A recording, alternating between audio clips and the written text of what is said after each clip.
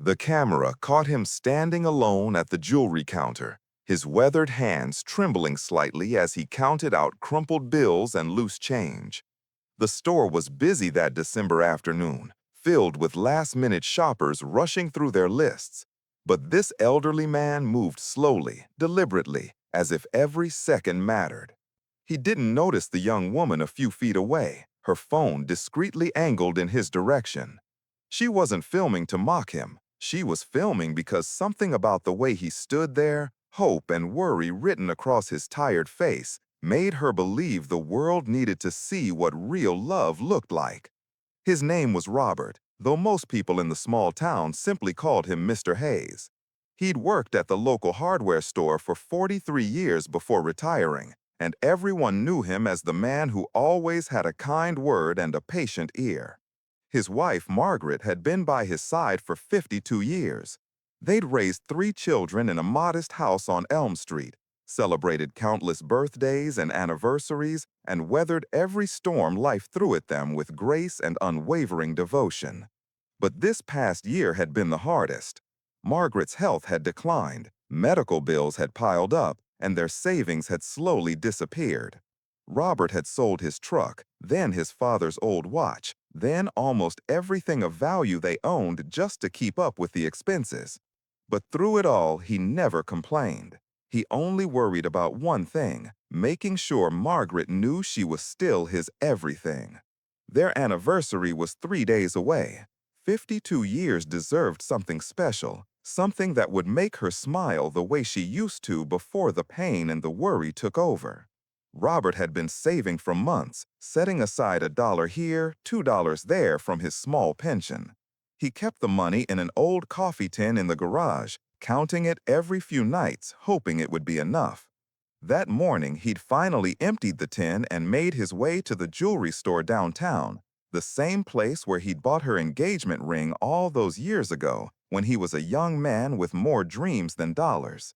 He remembered how nervous he'd been that day, how the ring had cost him 3 months' salary, how his hands had shaken when he proposed by the lake.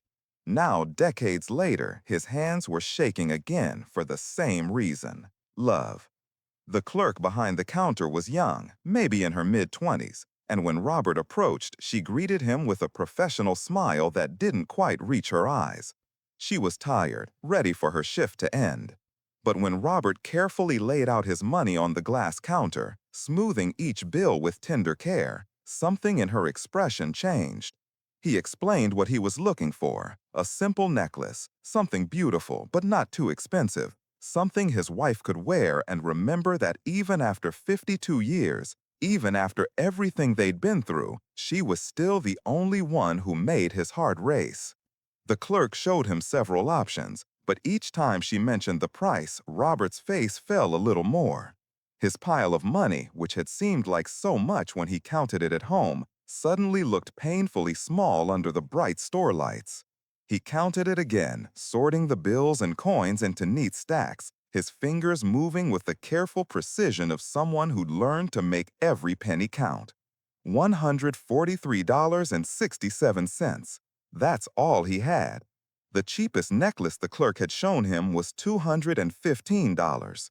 Robert nodded slowly, trying to hide his disappointment. He asked if there was anything else, anything at all in his price range. The clerk hesitated, then shook her head gently. She looked genuinely sorry, but store policy was store policy. There wasn't much she could do. Robert thanked her anyway, his voice steady despite the ache in his chest. He began gathering his money, carefully placing each bill back into his wallet, when the young woman who'd been watching stepped forward. Her name was Jessica, and she'd been shopping for earrings when she noticed Robert. At first, she was just another customer, but as she watched him count his money with such hope, as she heard him speak about his wife with such pure devotion, something inside her broke open. She thought about her own grandparents, about how her grandfather had worked 3 jobs to give her grandmother the life she deserved, about how love like that seemed to be disappearing from the world. Without thinking too much about it, she approached the counter. She looked at Robert, then at the clerk, and said something that would change everything. She said she wanted to cover the difference. She'd pay whatever he was short. Robert turned to her, confusion and disbelief mixing in his eyes. He started to protest, shaking his head, insisting he couldn't accept such generosity from a stranger.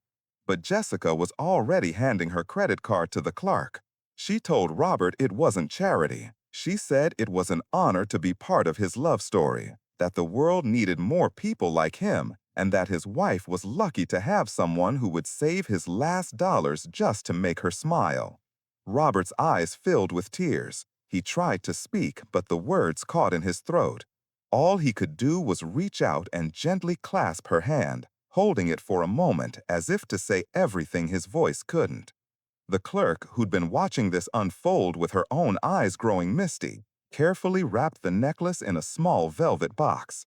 She added a ribbon at no charge, and when she handed it to Robert, she whispered that she hoped his wife loved it. Robert held the box against his chest like it contained the most precious thing in the world, because to him it did. It contained 52 years of love, of sacrifice, of choosing each other every single day, even when life got hard.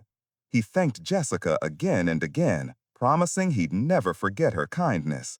Then he walked out of the store, his steps a little lighter, his heart a little fuller. Jessica posted the video that evening with a simple caption, "This is what love looks like after 52 years." Within hours, it had been shared thousands of times.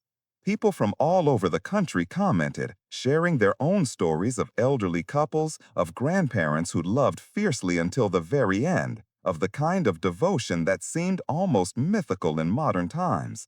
Some sent money to Jessica, asking her to find Robert and give it to him, to help with his wife's medical bills. Others simply wrote that the video had restored their faith in humanity. But Jessica never revealed Robert's full name or location. She felt that his story wasn't about fame or viral attention. It was about something quieter, something sacred.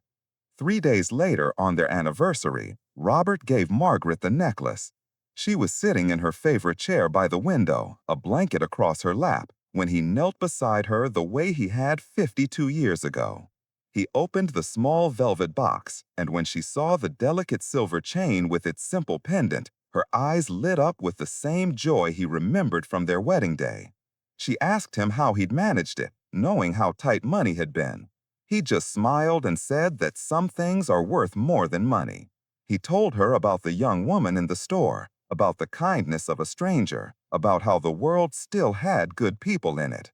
Margaret cried as he fastened the necklace around her neck, and for a moment they were young again, full of dreams and endless tomorrows. She whispered that he'd always been her greatest gift, necklace or no necklace, and Robert knew in that moment that every sacrifice had been worth it. Please like and comment on this video. Your support truly motivates me. Don't forget to subscribe to Humanity Tales and Studio for more inspiring content. The video eventually faded from the trending pages, replaced by newer stories and viral moments.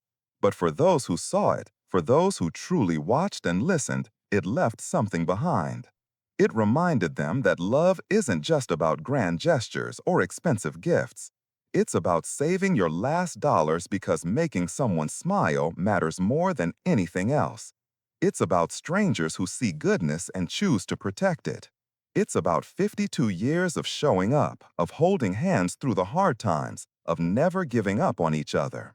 Sometimes the smallest act of kindness can change someone's world, and sometimes the truest love stories are the ones that don't need a Hollywood ending because the love itself is enough.